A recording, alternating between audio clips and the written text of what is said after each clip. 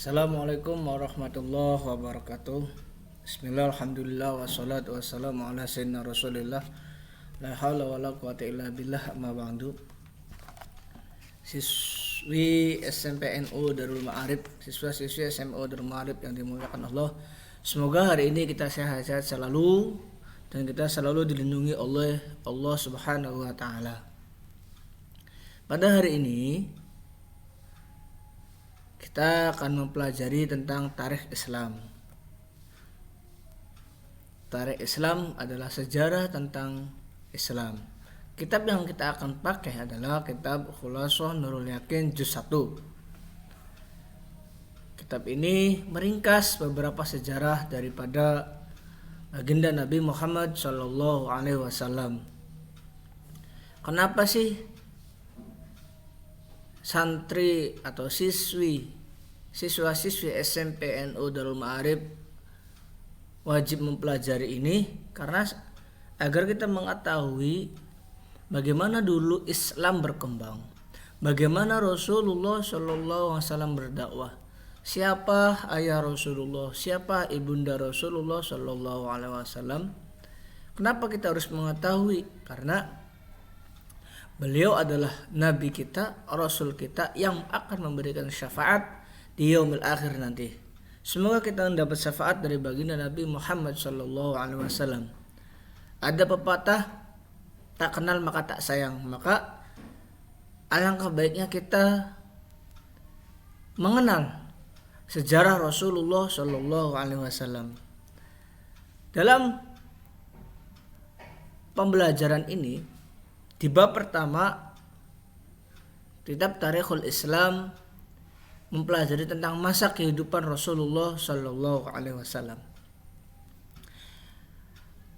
Apa saja sih tentang kehidupan Rasulullah SAW?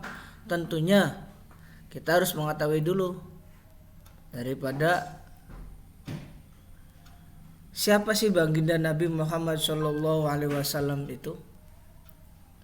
Sayyidina Nabi Muhammad SAW adalah Rasulullah yang diutus untuk seluruh umat manusia, penutup para nabi-nabi dan pemimpin para rasul. Kenapa di sini menggunakan Sayyidina? Mohon maaf ini kurang Kenapa ini dinamakan Sayyidina? Karena kata Kanjeng Nabi Muhammad SAW, "Ana sayyidu waladi Adam wala fakhra."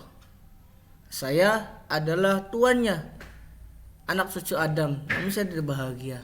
Itu kewajiban. Karena Kanjeng Nabi adalah sayyid, tuan, pemimpin bagi para nabi, begitupun para umatnya. Ini adalah salah satu etika kita. Kenapa menggunakan baginda, menggunakan lafaz Sayyidina Muhammad? Agar etika kita kepada baginda Nabi Muhammad SAW selalu terjaga. Nah, Kanjeng Nabi adalah tadi yang saya sampaikan, Rasul Allah yang diutus untuk seluruh umat manusia, penutup para nabi-nabi dan pemimpin para rasul. Ini seluruh umat manusia. Tidak ada perbedaan antara Islam dan non-Islam. Semuanya Kanjeng Nabi diutus untuk semuanya. Karena Kanjeng Nabi diutus bukan hanya untuk orang Islam saja. Kemudian Sayyidina Muhammad SAW datang dengan membawa agama Islam. Di hari kiamat Allah tidak menerima agama selain agama Islam. Inna dina indallahil Islam. Sesungguhnya agama yang ada di sisi Allah yaitu adalah agama Islam. Maka kita harus mempelajari sejarahnya bagaimana. Kemudian beliau dari keturunan pemimpin kaum Quraisy, suku yang paling dimuliakan di Mekah saat itu, atau suku yang paling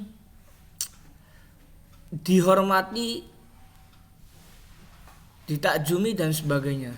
Beliau keturunan dari suku Quraisy. Saat itu kaum Quraisy paling dihormati di sana.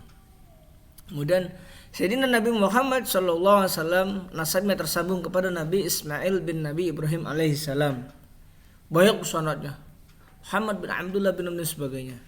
Insyaallah di lain waktu Rasul kan akan menyampaikan beberapa materi tentang runtutan daripada silsilah baginda Nabi Muhammad SAW. Itu bab 1 tentang kehidupan Kanjeng Nabi Muhammad SAW, yaitu siapa sih beliau Kanjeng Nabi Muhammad. Inilah salah satunya. Kemudian kita masuk ke bab 2. Dalam bab 2 ada materi apa sih? Dalam bab 2 di sini diterangkan tentang nasab wafat orang tua Rasulullah Sallallahu Alaihi Wasallam.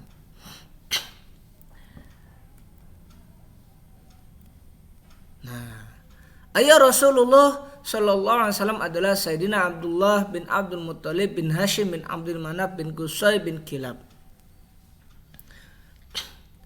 Kemudian dari jalur ibu Rasulullah Sallallahu Alaihi Wasallam adalah Sayyidina Aminah bin Wahbi bin Abdi Manaf. Ada lagi yang mengatakan bin Wahab bin Abdi Manaf bin Zuhrah bin Kilab. Nasab ayah dan ibu Rasulullah berkumpul di kakek yang kelima, yaitu Sayyidina Kilab. Lalu ayah Rasulullah Sallallahu Alaihi Wasallam wafat ketika beliau berada di kandungan di perut ibunya, dan umur ayahnya saat itu 18 tahun dan dikebumikan di Madinah dan tidak meninggalkan apapun dari hartanya. Nah, untuk masalah ayah Rasulullah dan ibunda Nabi Muhammad Sallallahu Alaihi Wasallam sering kita dengar dengan syair lagu, 2 bulan di kandungan ayahnya wafat ayahandanya. Kemudian umur 6 tahun, sekitar 6 tahun ibunya meninggal.